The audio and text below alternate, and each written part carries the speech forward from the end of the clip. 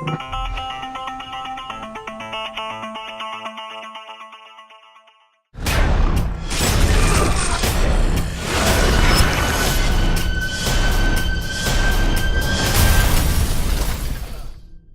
part of the gameplay have you improved most since the first Evil Within?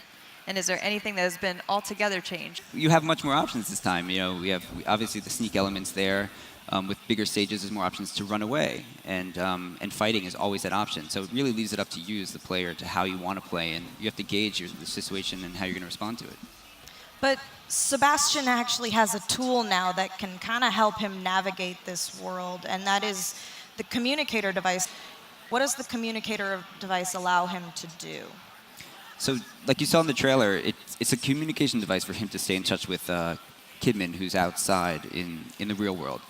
But because of how STEM is sort of collapsing and in this state, it can respond to things that have happened within this world. So in the game, we call them sort of resonances or residual memories. So you can see things or chase down things that have happened in the past, and that can lead you to other objectives or to find items, or it could even be something terrible waiting for you. But it's up for you to sort of like take that extra step to follow these sort of leads that are coming through this communicator to explore.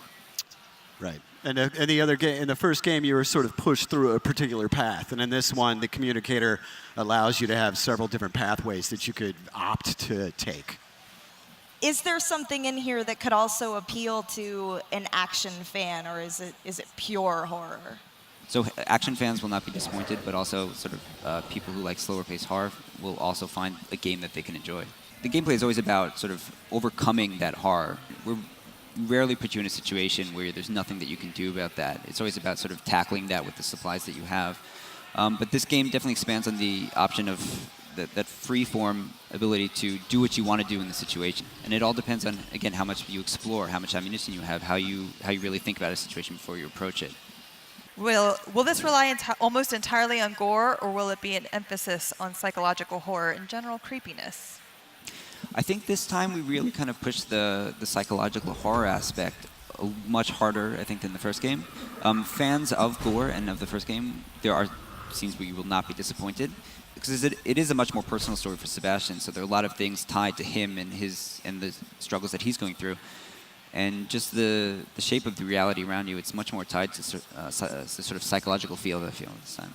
Is there still an upgrade system, and how does it work? And then, in addition to that, will we start off with only 5 seconds of sprinting? Yes, there will be an upgrade system in this game as well.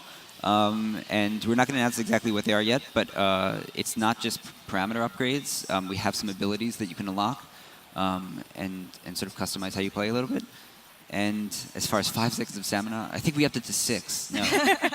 But it's definitely still something you need to be concerned about when you play. But you've got to have that in. You have to have that stress, that additional stressor on top of everything else. It's like, I'm running out of breath. What am I doing here? Ultimately, that's what humanizes Sebastian and makes him a cool character that we can play. Yeah, whatever, he's pretty roughed up, though. So. Yeah, I mean...